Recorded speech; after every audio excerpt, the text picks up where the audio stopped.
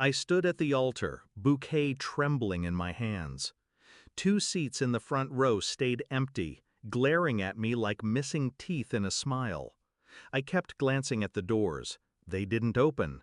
Instead, my brother's voice echoed from the back, just loud enough for me to hear. They had better plans. He smirked like it was a private joke between us. The vows tasted bitter in my mouth after that. I smiled for the photos, but inside, something dark and steady began to grow. When I was a child, I believed my parents were unshakable pillars.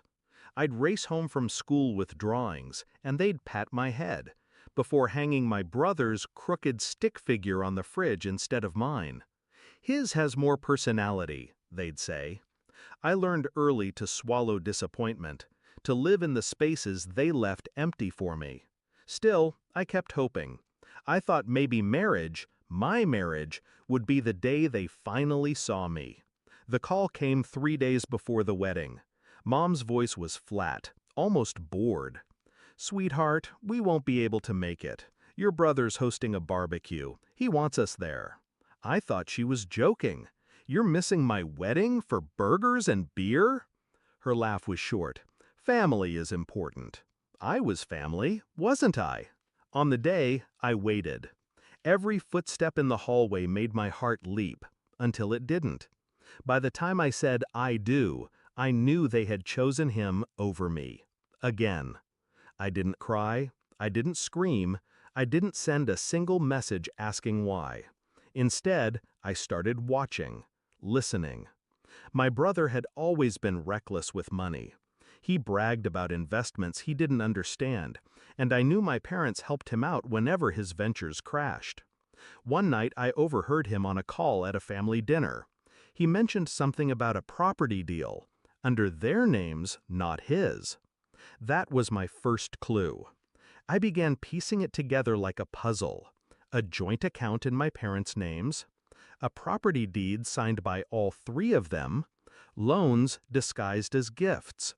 They weren't just enabling him, they were tied to him legally, which meant they were vulnerable.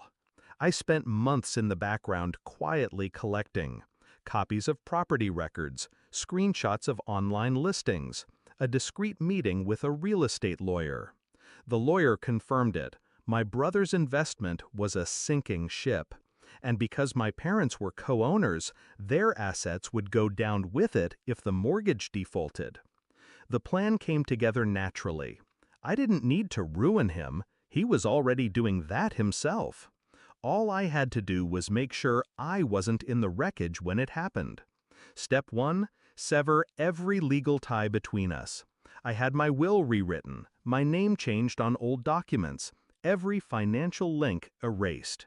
Quietly, cleanly. Step 2, make them lean harder on the property. I spread word, subtly, that my husband's company was interested in buying distressed assets for quick cash. I made sure my brother heard. He called 2 weeks later.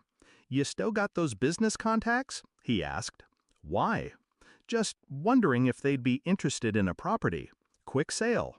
I played dumb, promised to ask around. When they sold, it was for far less than they'd paid. The buyer was a shell company, owned by a friend of my husband. The mortgage debt still hung over them like a noose.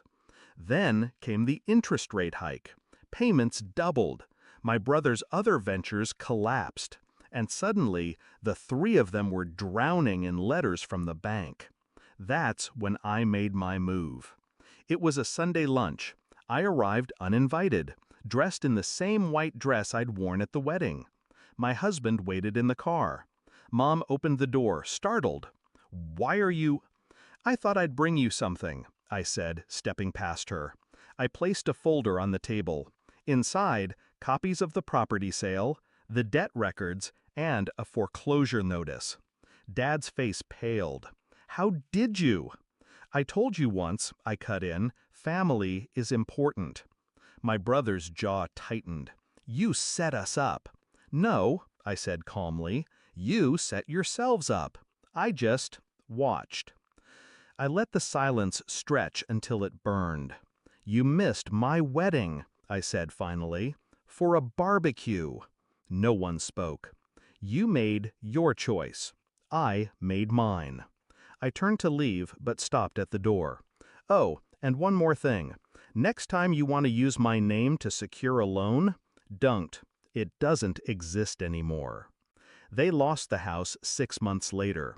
The bank took everything but the furniture. My brother moved into a dingy apartment. My parents stayed with distant relatives, people they'd barely spoken to in years. I didn't visit. I didn't call. People ask if I regret it. No. Regret is for mistakes, and I didn't make one. They taught me what family meant. I simply returned the lesson, word for word.